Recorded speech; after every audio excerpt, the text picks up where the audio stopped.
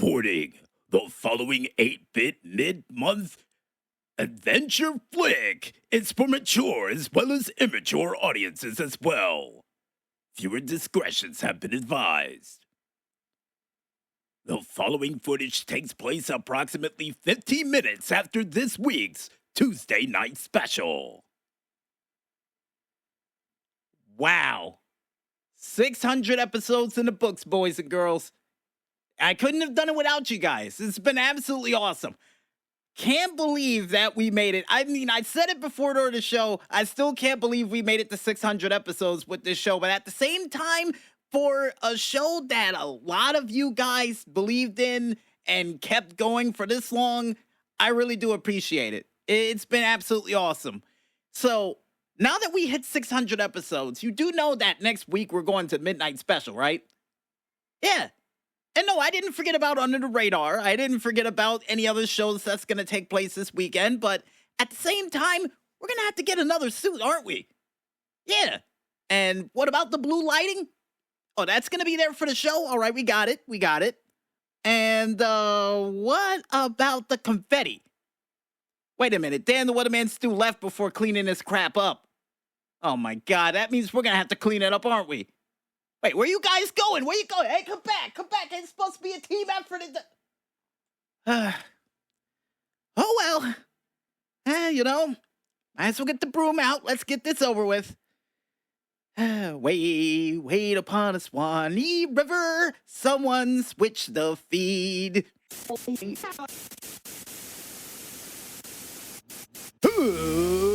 Ladies and gentlemen, boys and girls, children of all ages, live from Morristown, New Jersey, it is the level 245 edition of the Indy Radio Arcade.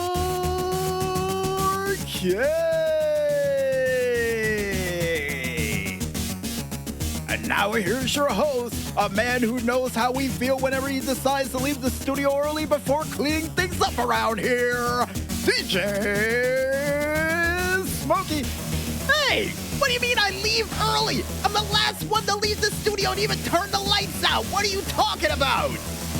But besides all that, folks, welcome to the Indy Radio Arcade Level 245 edition. I am your game show host from the East Coast, DJ Smokey. And we've got plenty of that 8-bit goodness that gets you through your mid-month woes on a high note. Because we kick things off with a very special Buddy Cop sequel edition of the 3MR. And if my memory serves me correct, this movie came out, I think, 4 years after the original. Maybe 3. Could be wrong. Also, besides that, we go ahead and check out a very special Celestial handheld game edition of the 3MR. And Carl and my show adding in their 2 cents saying this game came from out of left field. And I was going to say it came from the stars, but then you would have gotten the rotten fruit out, wouldn't you? And they said yes, we would have. Also, besides that, we go ahead and put your high scores on high display, along with some cool indie games along the way, for another edition of the Indy Wall of Fame. Then finally, last but certainly not least, we wrap up this show yet another edition of the $64,000 question. That yes, Carl and the Mike show will not involve any more crazy stunts from Lethal Weapon, and we'll get to the reason behind that once we get to the $64,000 question for this week. And I guess with Carl and the Mike show rolling the machines, I might as well tell everybody at home to get out their pennies, quarters, nickels, dimes, Albanian money, or whatever sort of money they think can help them during an adventure that's reached the halfway point next to that giant castle in the corner.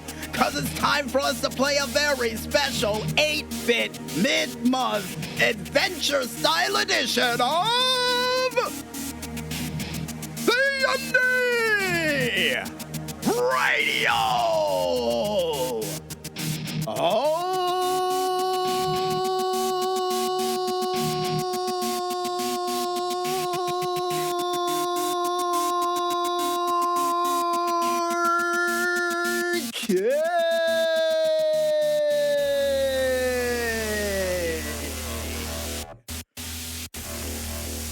time to play the game, kids.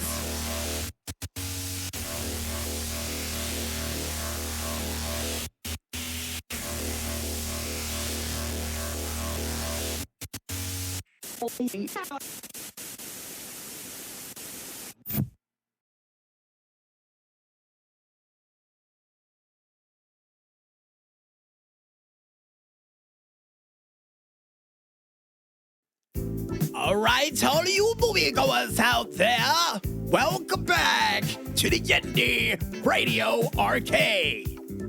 And now it's time for us to go into another 10-film reel edition of the 3MR. And the movie we have up on the plate, which was a sequel to the classic 1987 film of Lethal Weapon, is none other than Lethal Weapon 2. Which, funny enough, is Lethal Weapon as well, and was also 2 years after the first Lethal Weapon film, which means we were way off with what we said during the intro.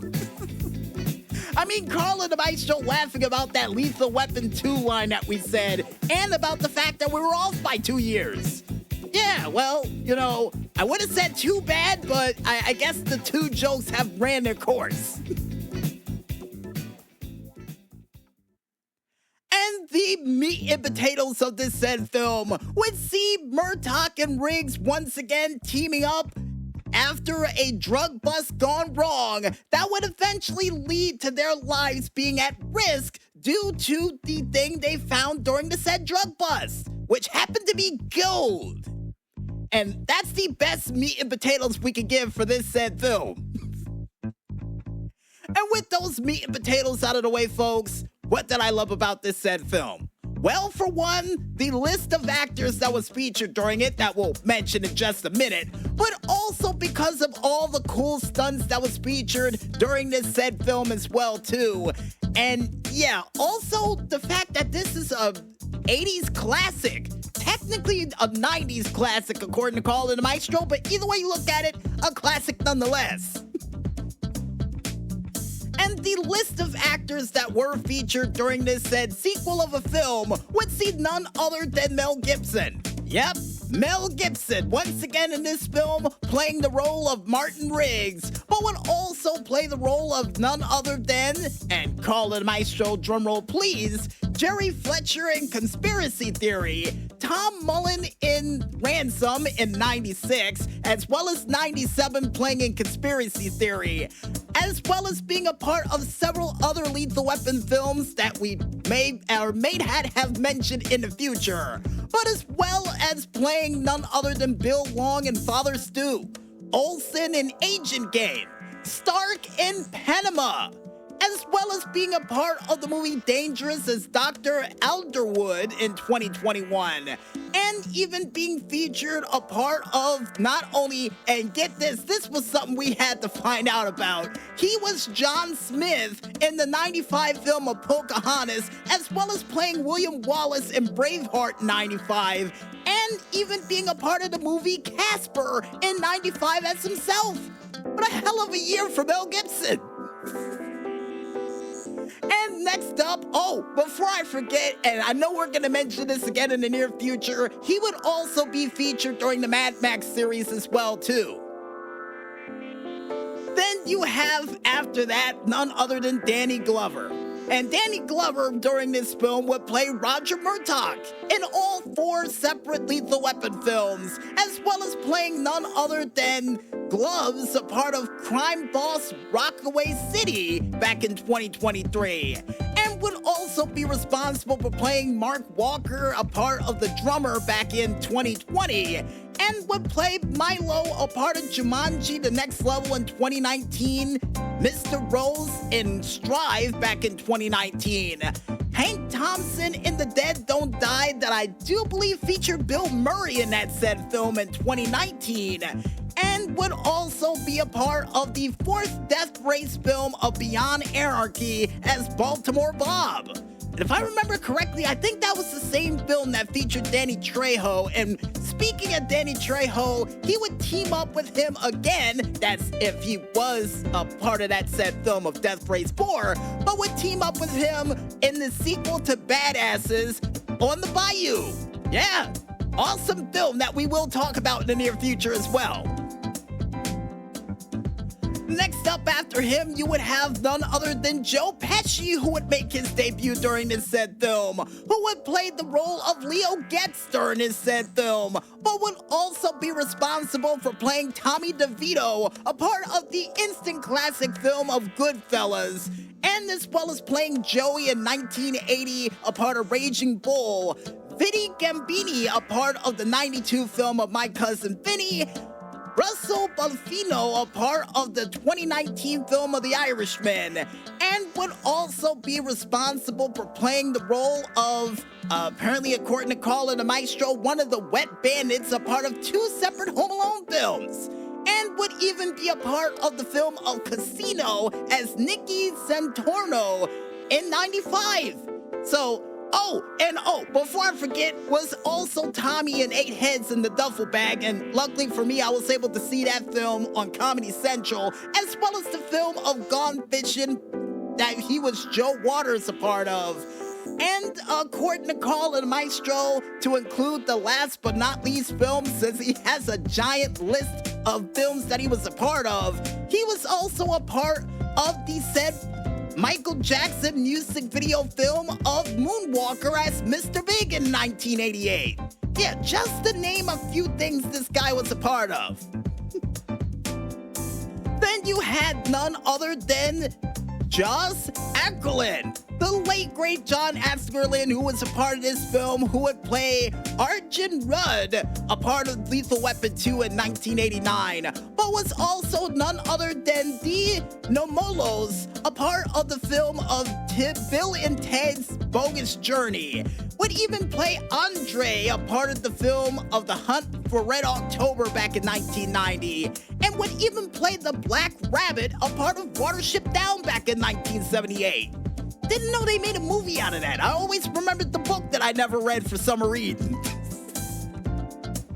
And Carl and the Maestro, you can knock off the laughing over in the corner, because he would also play Rufus, a part of The Decline of an Empire back in 2014, and would even be a part of the said TV miniseries of Pinocchio as Master Cherry. Oh, nice.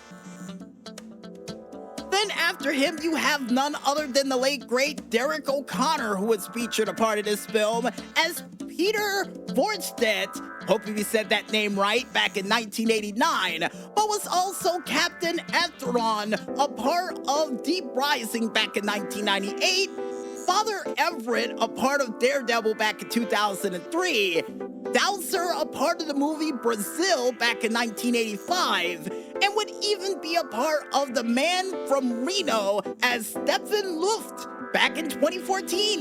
You know, just to name a few things he was a part of. Then you would have none other than Patsy Kensit, who would be a part of this said film as Rika Van Den House. Hell of a name I may add, back in 1989, but would also be a part of the film of The Great Gatsby as Pamela Buchanan back in 1974, Sarah Sellinger, a part of the movie Hanover Street back in 1975, even being a part of the said film of Absolute Beginners as Suzette back in 1986, and would even play Jackie the Stripper, or more or less Carlita, a part of Jackie the Stripper back in 2026. Not bad. Next up after that, you would have Darlene Love, who would play Trish Murdoch, a part of all of the Lethal Weapon films that are currently out, but would also be responsible for being a part of Carrie, the TV film, as Miss Gardner back in 1988, and would also be a part of the TV series Another World as Judy Burrell back in 1993. Not bad. Not bad at all.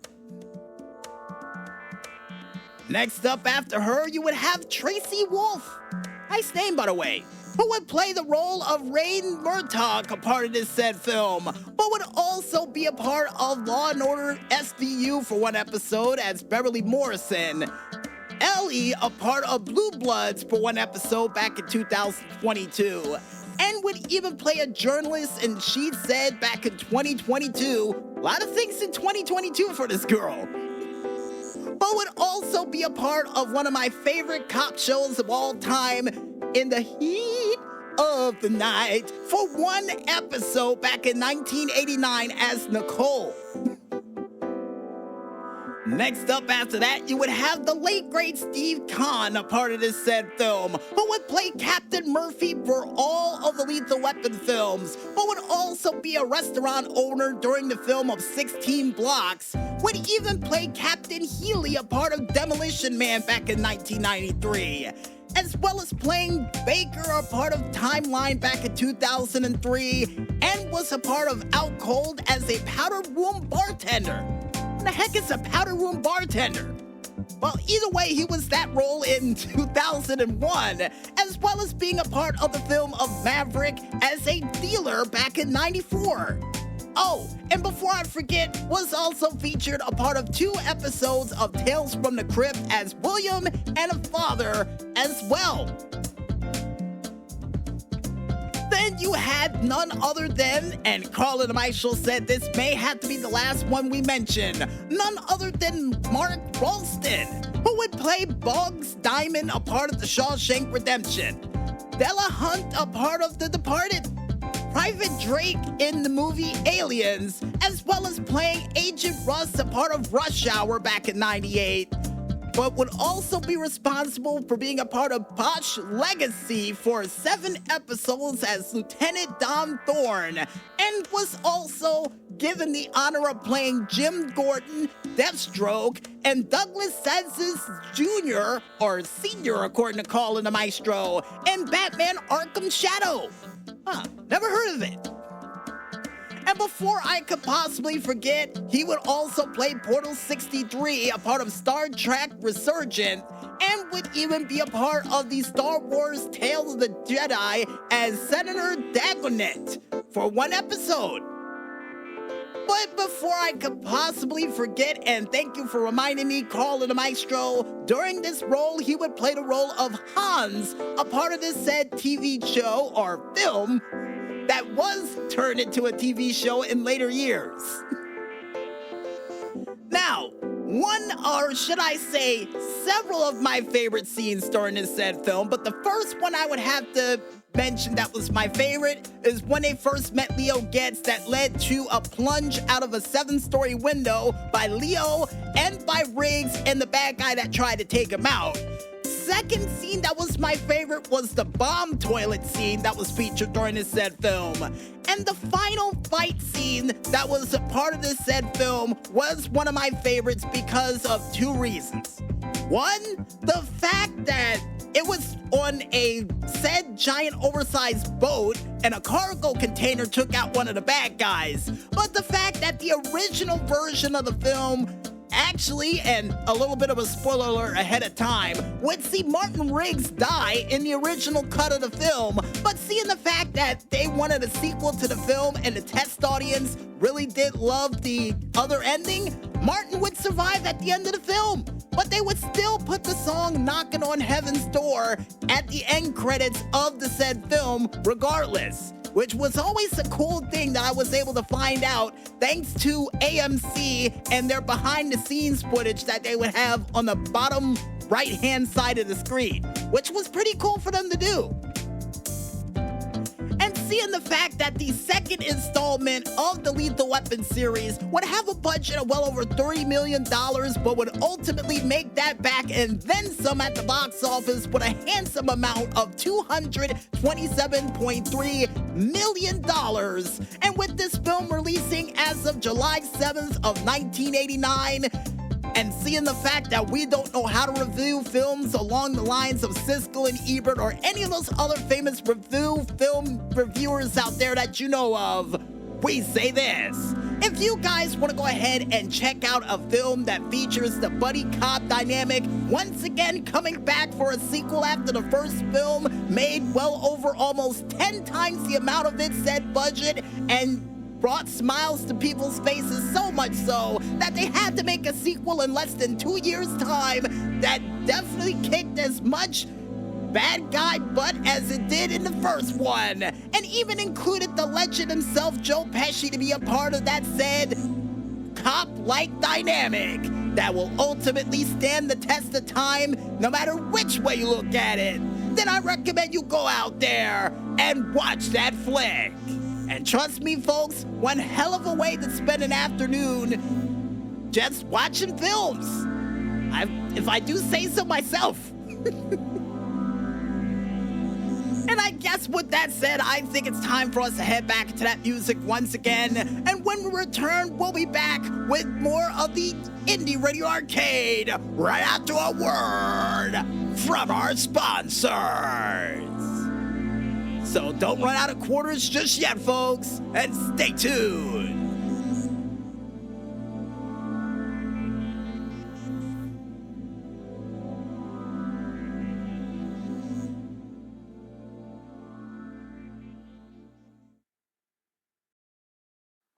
Alright, all you celestial heroes from beyond the stars, welcome back to the Indy Radio Arcade. And now it's time for us to go into another edition of the Instant Classic Video Game Review. And the game we have up on the plate for this week, or mobile game in this case, is none other than Star Savior. And Colin the Maestro said we should have mentioned this last week, but we just found it this week. Well, we found it for a while. I mean, we found out that we could actually do a review for it now. You know what I mean?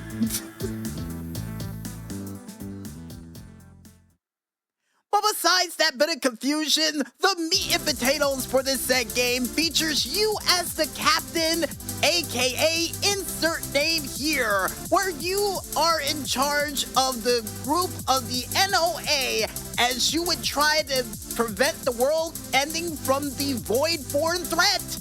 And that's the best meat and potatoes that we can give for this game. And as a bit of a heads up, NOA stands for Nebula Observation Agency. Took me a while to learn that. And with those meat and potatoes out of the way, folks, what did I like about this set game? Well, first up would have to be the different characters and the cool powers that they possess. And I think one of my favorite characters thus far has to be Camille. The one with the Dark Lantern, definitely a cool character, and her void powers are absolutely awesome. Another thing that I liked about this game would have to be the miniature version of the story known as The Journey, which allows you to use one character and try to progress their levels to make their way to the final battle, and ultimately after you beat that, the stats that you collect by the end of all of it will be given to you in some form of pendant that can help you power up your character for the other journeys you go on, which I think was pretty cool.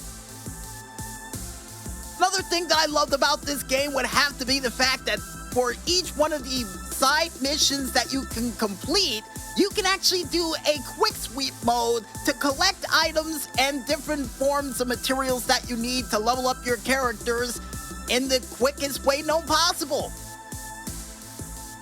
And the last but not least thing that I liked about this game, outside of having your own guilds and a chance to do an endless dungeon for other cool rewards like different forms of weaponry that you can have, would have to be, I think the fact that you can get different forms of characters from the observation, which is the gacha system, a part of the game itself. Which, as a bit of a heads up, if you're not able to get a character within 200 pulls, you can actually get an exchange for a character in the future. Unfortunately, you can't choose the character you can exchange, with the exception of the event banner, but you at least do get a chance to actually exchange for a super rare character featured for the game, which I thought was cool. Now, with everything that I liked about this game, what didn't I like about it?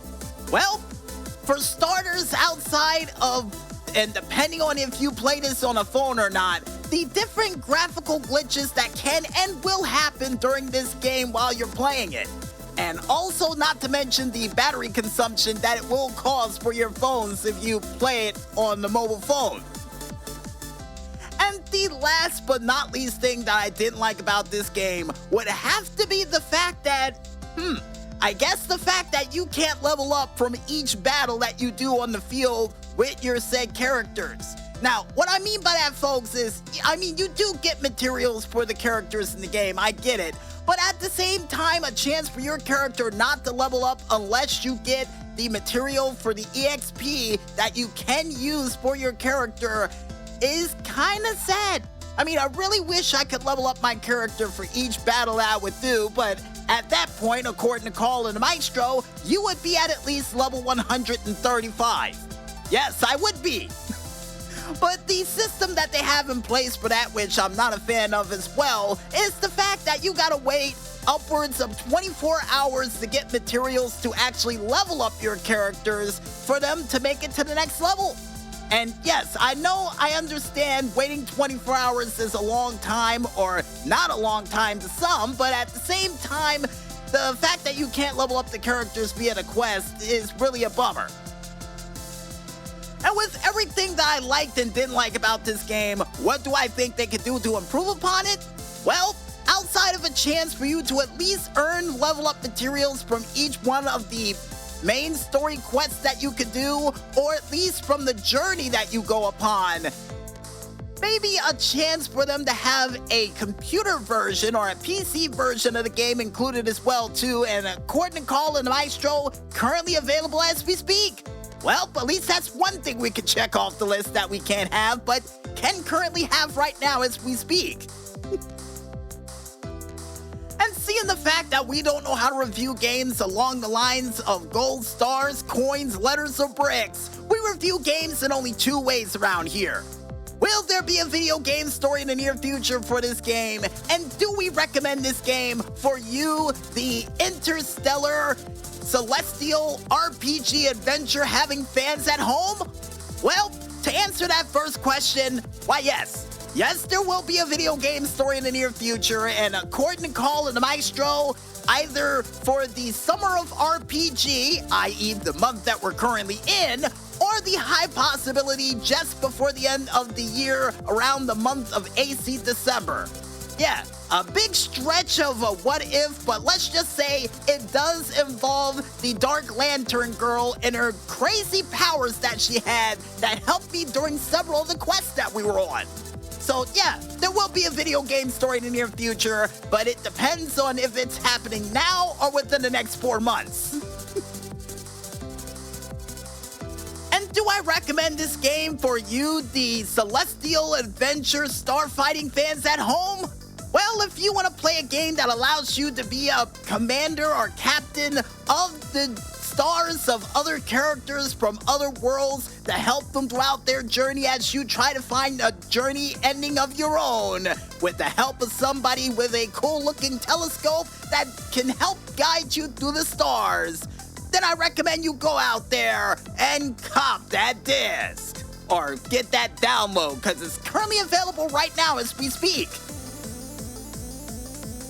And I guess with that said, folks, I think it's time for us to head back into the music once again. And when we return, we'll be back with another edition of the Indie Wall of Fame as the Indie Radio Arcade rolls on right after a word from our sponsors. So don't hit pause on those controllers just yet, folks, and stay tuned.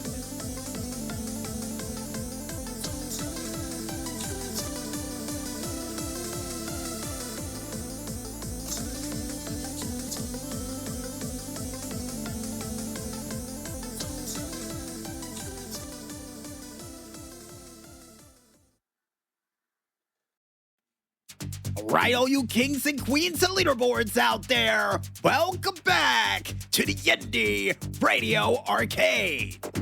And yeah, almost forgot to mention that we were going to originally save that full money amount from the Lethal Weapon series once we got to the final Lethal Weapon film.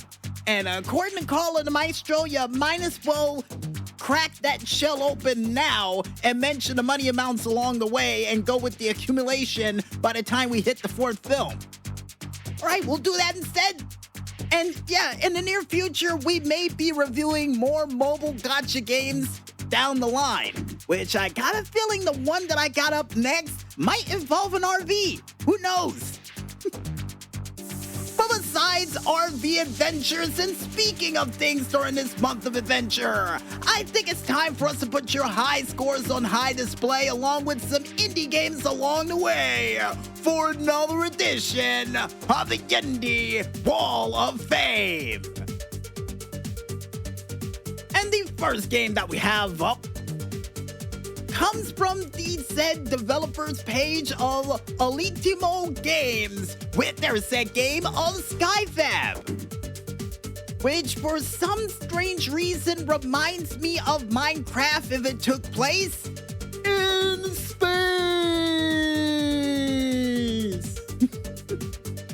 And the only thing I hope for in the near future for this said game is that you can build a rocket to make your way to other places. And according to Call of the Maestro, you're on a floating island in space. So, yeah, there's no place for you to actually go. But wait a minute. Call of the Maestro, on the bottom of the screen, it says a space station. So, there has to be a rocket of some type that you can go and use. So, here's hoping you can find it. But besides trying to find a rocket so you're not lost in space, the next game that we have up comes from the developers Advanced 9 with their said game, A Project Tomorrow. And this game automatically reminds me of, I would have to say Civilization. Definitely reminds me of that with a little hint of Grimworld in there as well too. And here's hoping in the near future that no giant oversized fire breaks out that takes out half your base. Even though that is what happened to me, and I do believe Banlish and Grimworld as well too. Could be wrong. And Carl and Maestro showing me the footage saying, yo, I was right.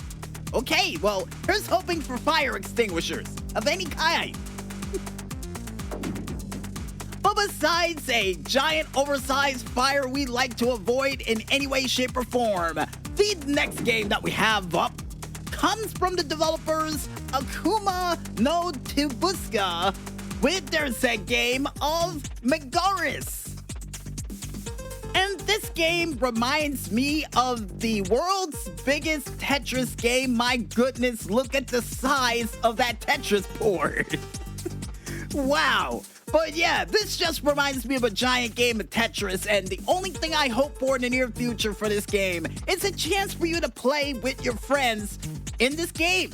Because with a giant oversized board like that, which just as a heads up, I think that's 100 by 100. I could be wrong with that size. It might be Don Quixote up a little bit. But either way, a chance for you to play alongside with your friends on a board like that can create some absolute chaos and fun in the near future.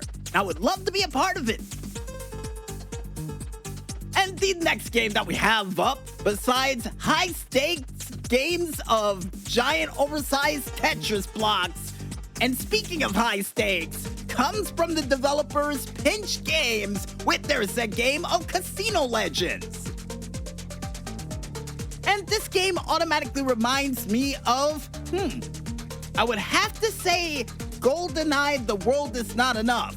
Or, according to Call of the Maestro, the poker level from the video game The World Is Not Enough from the 007 series. And also sort of reminds me of the casino that was featured in Grand Theft Auto San Andreas. Now, here's hoping in the near future for this said game that you get a chance to be a dealer at one of the tables. And according to Call of the Maestro, you can only be a person playing at the table, you can't be the dealer. Well, if that's the case, here's hoping they got blackjack. I'm really hoping for blackjack. And according to Call of the Maestro, flip to page 6 and, oh, they got blackjack. All right, works for me. And the next game that we have up, and the last but not least game that we have up for this week, that involves no form of gambling in any way, shape, or form unless you're outside of the ring, comes from the developers Temporal Lore with their said game of Corner King Boxing Tycoon.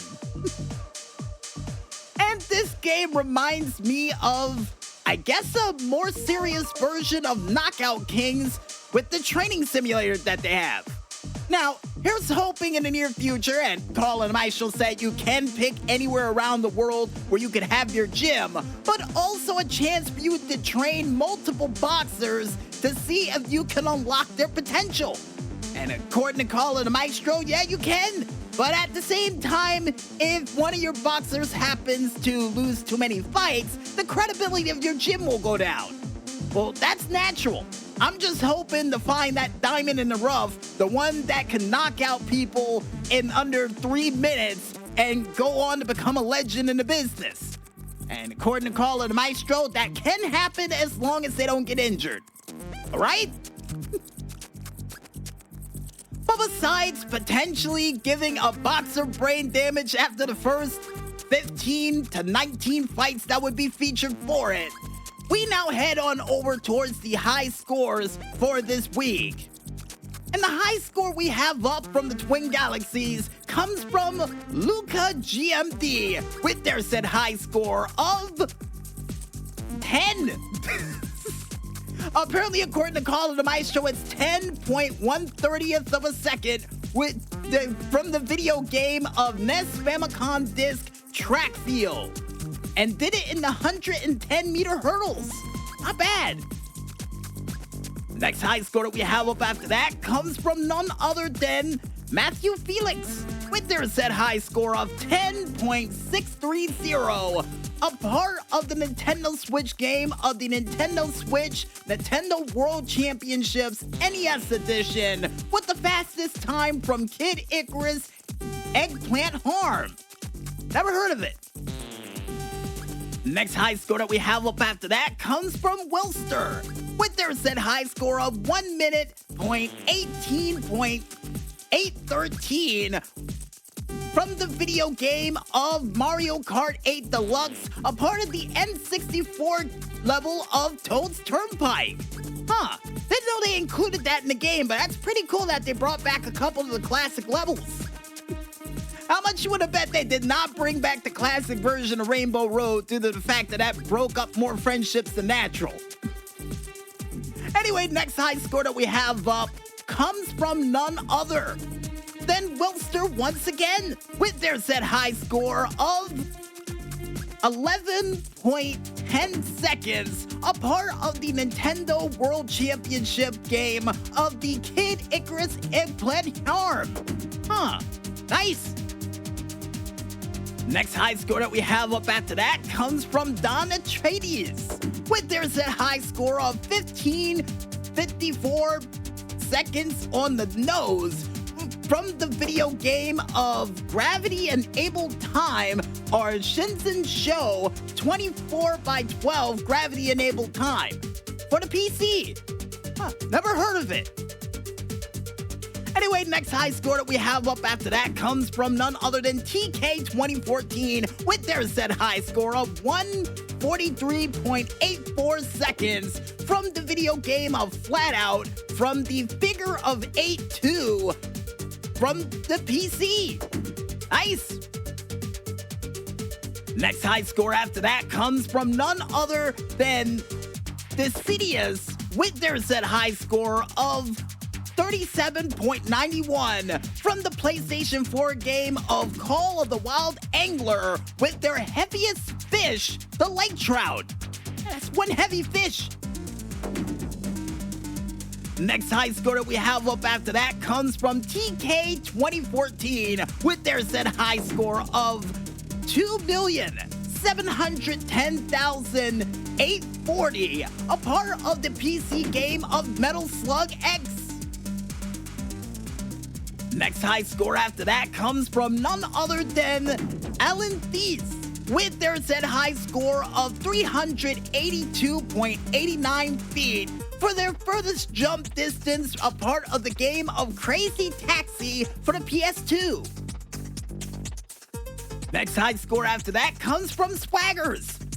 Nice name, by the way, with their said high score of 8,090, a part of the Android game of Hill Climb Racing 2, a part of the Desert Valley. Next high score after that comes from none other than Trivia 21,000 2005 with their said high score of 88,115, a part of the video game of Rock Band 2 for the song of Kansas, Carry On My Wayward Son, under medium difficulty.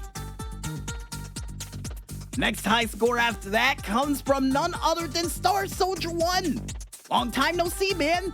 With their said high score of 50.600, a part of the Nintendo Wii U game of NES Remix 2, Kirby Adventure Stage 3 for their fastest time. Next high score that we have up after that comes from none other than, once again, Trivia 21 2005 with their set high score of 56,915, a part of the Nintendo Wii game of Rock Band 2 with the song from Joan Jett of Bad Reputation, under medium difficulty too. I'm starting to see a theme here.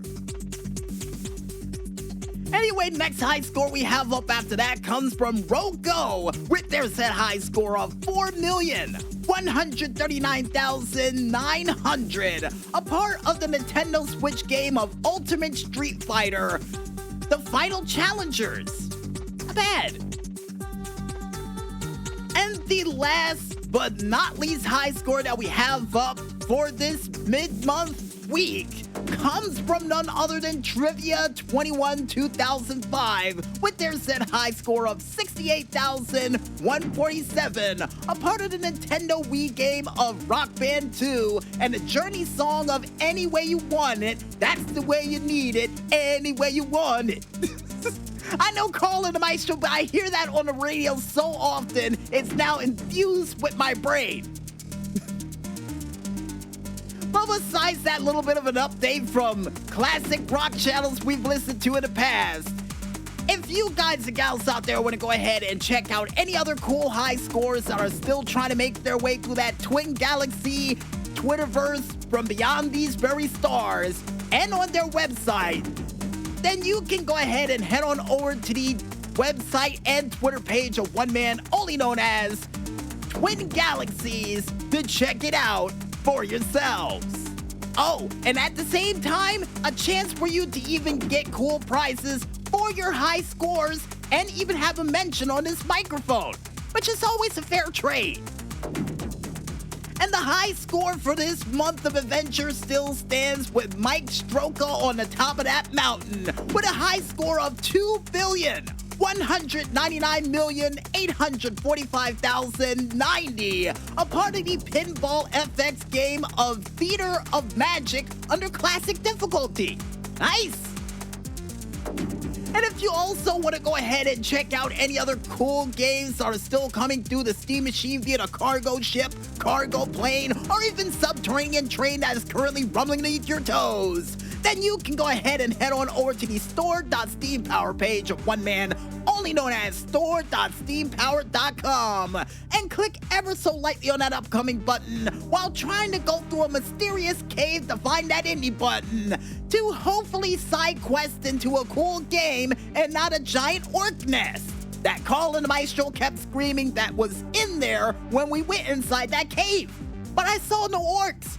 I did see plenty of creepy spiders that I managed to take out with fire damage, but either way you look at it, no orcs. Nowhere to be seen. Maybe that one over in the corner, but that's just for an example, I guess. And I guess with that said, folks, I think it's time for us to head back to that music one more time. And when we return, we'll be back with another edition of the $64,000 question for this week, right after a word from our sponsors. So don't skip out on that bonus round just yet, folks, and stay tuned.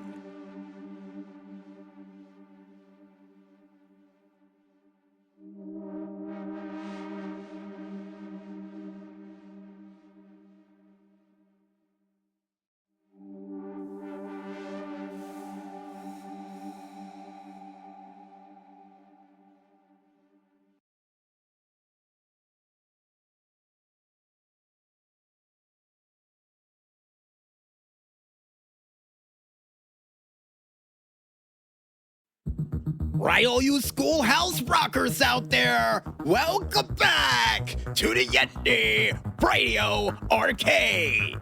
And now it's time for us to go into another edition of the $64,000 question. But before we go into this week's $64,000 question, we go into last week's $64,000 question, where we asked you for upwards of $128,000. Would you do a shot-for-shot remake of the classic roof jump from the film Lethal Weapon?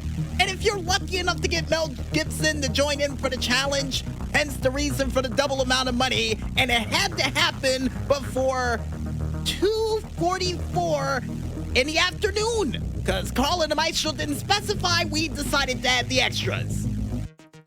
And several of you out there would add in with some very interesting questions that would say the following. Are you nuts? And by the way, he would mention that he's back from vacation too, so he went to somewhere far off away from this craziness according to what he said. Another person would add in by saying, are you sure that bag is inflated? Are you really sure that bag is inflated? For another one to add in by saying, wasn't it Martin Riggs who was a part of that challenge and a part of that scene in the movie Lethal Weapon? Why did you say it was Briggs? And then the last person would say, with Mel Gibson handcuffed to his hands, oh yeah, I don't want to jump, man. I don't want to do it. Oh no, man, we're going to jump.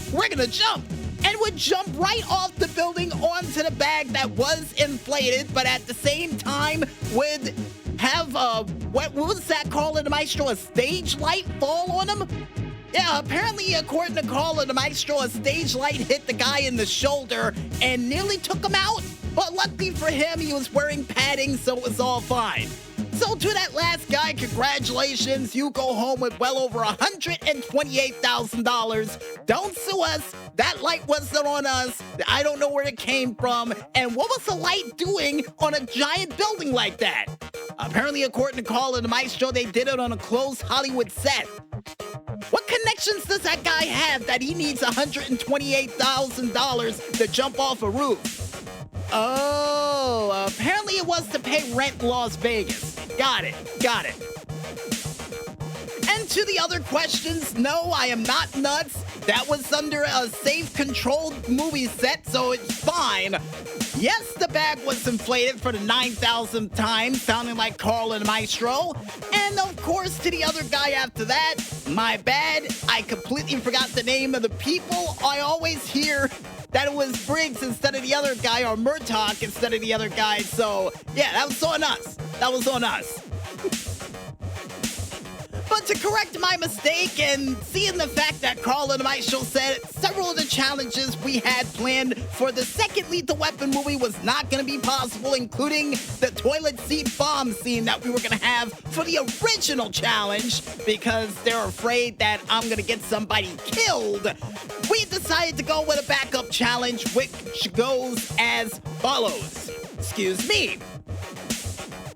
For well over $64,000, would you do a shot-for-shot remake of the classic music video of Back to School Shove It by the Deftones? And for those out there who are able to get any teacher or a multiple amount of teachers involved, that will be a bonus $10,000 per teacher added to your grand total for this said challenge. And oh yeah, you also have to get it done before the first day of school around here, which would be for the next episode, I do believe 24 hours after that episode launches. So if you're wondering, yeah, you got a bit of a pre-homework assignment, according to Carl and the Maestro, and I would have to agree. But before you start getting your pencils, cameras, and whatever else you need to get done for that challenge, you're gonna have to wait another 2 weeks there, you schoolhouse rockers, because Carl and the Maestro is currently rolling out the machines, which means we've gotta bring the Indy Radio Arcade for this week to an emphatic close. But don't worry, if you miss any of this 8-bit goodness we were able to give you for this week, we got you covered, because you can catch this show again one more time, all the time, on our SoundCloud, Facebook, Instagram, Tumblr, and Live 365 pages, still all named the same, only known as Music Village Radio under the hashtag Indy Radio Arcade, level 245. And as a matter of fact, I'm pretty sure that was the same time we used to get out of school in middle school and in high school. Weird.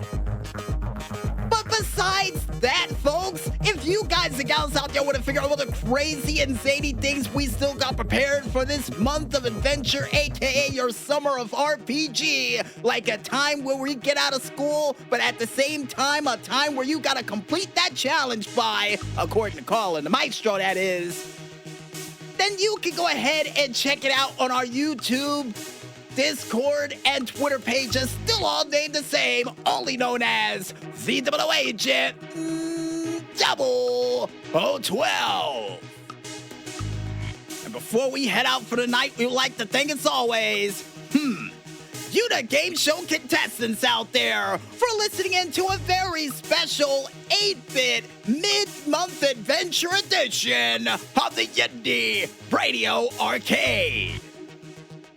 We would also like to thank you, the independent artists out there, for doing that musical goodness like you always do. And keep up the great work, guys, and here's hoping your music gets featured during that challenge. Because I got a feeling they're going to need a guitarist, a drummer, a bassist, and somebody doing lead vocals. And I got a feeling you guys and gals out there checks all the boxes. So go ahead and step up to the plate.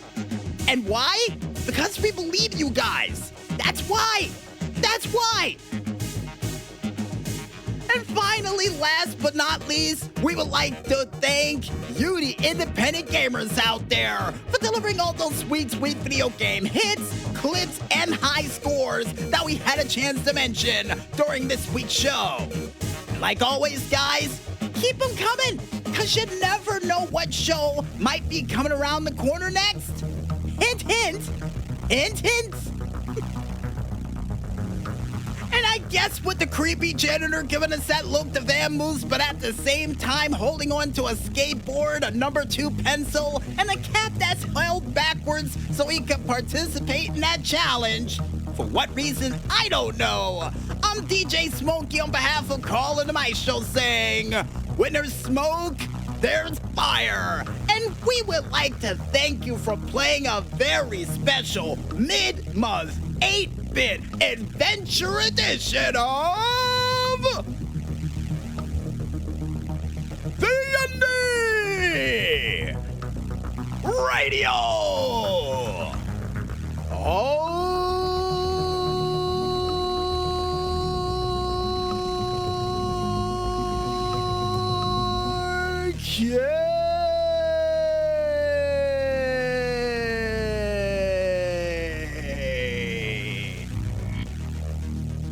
We're finished, man.